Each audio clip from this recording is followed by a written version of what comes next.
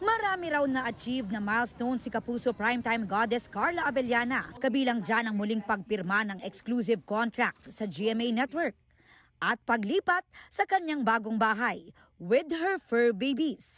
Dream yun lifelong dream, lifelong plan. Kasabay ng fresh start ang pagde-declutter at ibinibenta niya online ang ilang personal items tulad ng shoes at bags.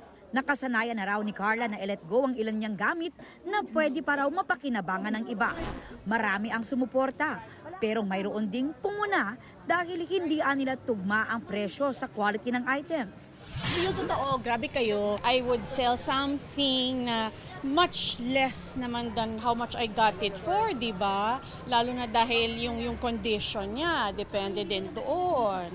Well, choice naman nila yun, of course, if they're interested, if they want to buy or not. At ngayong nagsisimula muli si Carla, ready na ba siyang makipag-date ulit? Ayoko ng blind date, di ako comfortable sa blind date.